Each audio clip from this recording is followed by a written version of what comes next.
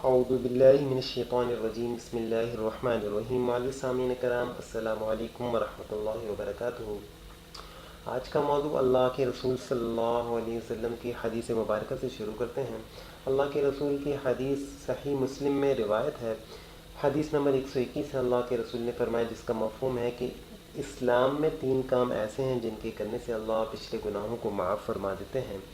سب سے پہلا ایمان لانا، دوسرا اللہ کے راستے میں ہجرت کرنا، نمبر 3 حج کرنا۔ یہ 3 ایسے کام ہیں اللہ کے رسول نے فرمایا جو یہ کر لے اللہ پچھلے گناہوں کو معاف فرما دیتے ہیں۔ لیکن اس کے لیے ایک ضروری بات یہ ہے کہ بھی کچھ کام ایسے ہیں، کچھ گناہ جو ہوتے ہیں وہ حقوق اللہ توڑنے کی وجہ سے انسان کرتا ہے، کچھ حقوق العباد توڑنے کی وجہ سے انسان گناہوں میں مبتلا ہوتا ہے۔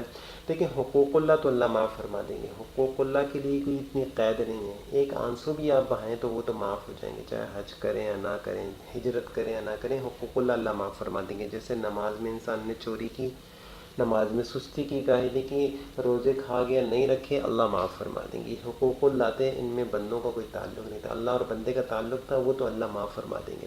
لیکن کچھ حقوق العباد ہوتے ہیں کہ کسی انسان نے کسی انسان کی چوری کر لی، کسی سے زیادتی کی، کسی کو تکلیف پہنچائی ہے۔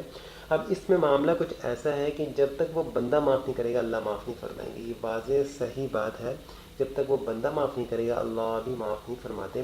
اس کے لیے یہی ہے کہ دیکھیں کسی نے کسی انسان سے زیادتی کی یا کسی کی کوئی چوری کی ہے تو اب وہ حج کرے گا تو معاف نہیں ہوں گے۔ اس کے لیے یہی فرمایا کہ اگر وہ انسان زندہ ہے تو اس کے ساتھ کوئی زیادتی کی ہے یا اس کی کوئی چیز چرا لی ہے تو اس کو واپس کر دے، اگر وہ انسان زندہ ہے اور اس سے معافی مانگے۔ ایک تو یہ، دوسرا چیز یہ ہے کہ اگر وہ انسان زندہ نہیں، آپ اسے جانتے نہیں ہیں، تو اس کے لیے یہ فرماتے ہیں کہ بھئی اگر اللہ نے اس کے لیے دعائیں کرے، ایک تو ہے دعائیں کرے، اگر استطاعت ہے، مال ہے تو اس کے لیے صدقہ کر دے، وہ بندہ تو نہیں، اس کے لیے صدقہ کرے اور اللہ سے معافی مانگے۔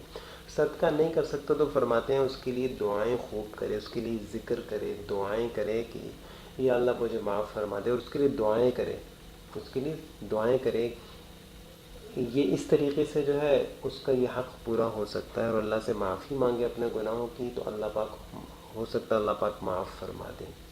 یہ ایک وجہ بنتی ہے، مطلب یہ ایک صورت بنتی ہے جس کے ذریعے سے اگر وہ انسان حیات نہیں ہے، آپ اسے جانتے نہیں ہیں، غلطی کوتاہی ہو گئی تو پیسہ ہے تو صدقہ کر دیں، صدقہ نہیں کر سکتے تو اس کے لیے خوب دعائیں ہوں اور اللہ سے معافی مانگے اپنے گناہ۔ امید کرتا ہوں آپ کو آج کا موضوع پسند آیا ہوگا۔ السلام علیکم ورحمۃ اللہ وبرکاتہ۔